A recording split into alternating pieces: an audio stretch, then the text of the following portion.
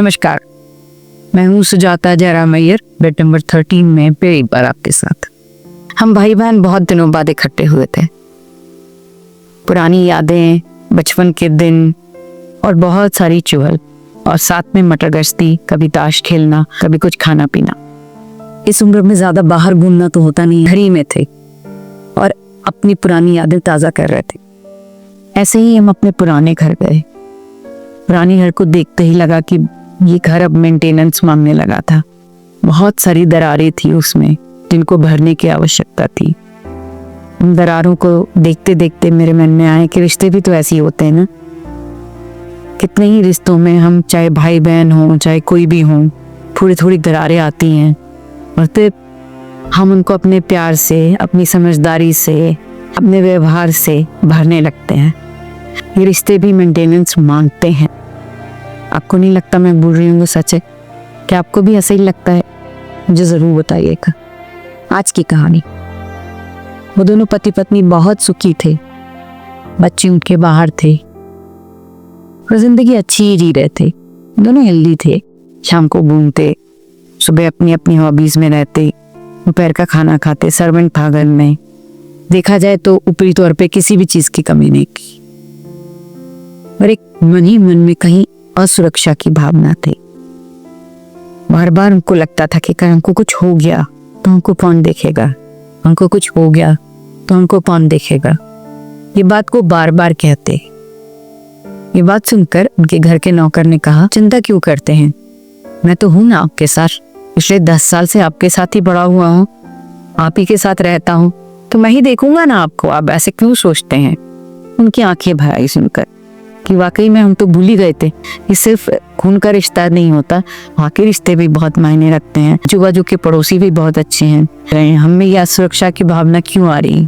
ऐसा ही उन्होंने बातों बातों में बताया और ये बात धीरे धीरे बाहर फैलने लगी कि उनमें एक असुरक्षा की भावना है। देखिए, बात तो छोटी सी थी, पर क्योंकि वो बात सबको लग रही थी मन ही मन, पर कोई बात नहीं कर रहा था, तो वो धीरे धीरे फैलने लगी और बात फैलते फैलते करीब करीब पूरे मोहल्ले में पहुंच गए। और उसी ने उनका आकर उनको ढाढ़स बंधाया, बोला कि आप चिंता ना करें, हम लोग सब आपके साथ हैं। तो धीरे धीरे धीरे धीरे कर कर सामर्थ्य देने लगे, उनको एक सपोर्ट देने लगे। एक सपोर्ट सिस्टम तैयार हो गया उनके लिए। अब आपको जानकर आश्चर्य होगा, अब उनमें दूसरी भावना पनपने लगी कि बहुत सारे लोग हैं, हम किस पे विश्वास करें और किस पे ना करें। यही शायद जिंदगी का खेल है। एक मुसीबत से उबरते नहीं है कि दूसरी मुसीबत अपने आप खुद ही खड़ी कर लेते हैं। अब वो बार बार अपने आप से प्रश्न करते, इनमें से कौन सबसे अच्छा है। एक दिन ऐसे ही जब वो इस उआपो में बैठे हुए थे, मैं पहुंची। मैंने कहा, आप कैसे हैं? तो उन्होंने कहा कि भाई ये वाली प्रॉब्लम तो हमारी सॉल्व हो गई, क्योंकि हमको बहुत सारे लोगों ने बोला कि हम हैं। हम समझ नहीं पा रहे कि किस पे विश्वास करें। मैंने उनसे पूछा कि आप दोनों इतने हट्टे कट्टे हैं, इतने अच्छे हैं, को किस चीज की कमी है? खुश रहेंगे तो सब कुछ ठीक रहेगा। अगर आप किसी अवसाद में जाने की कोशिश में हैं दोनों, तो फिर अवसाद आपको घेरे रहेगा। इस सबसे बाहर आना होगा। आपको अपने आप को सामर्थ्यशाली बनाना पड़ेगा। You have to make yourself capable that no problem will come to you. You have to think positive। सोच में रहेंगे तो बहुत मुश्किल होगी।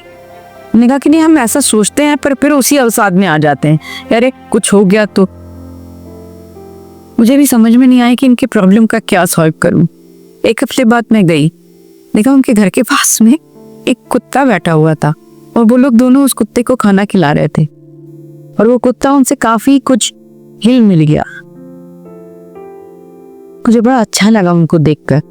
उनके चेहरे पे थोड़ी रौनक भी थी और मैंने देखा उस कुत्ते के बच्चे के आसपास अब उनकी जिंदगी चल रही थी। उसको सुबह खाना देना, उसको नहलाना, ऐसा लगा जैसे उनको जीवन का कोई उद्देश्य मिल गया हो।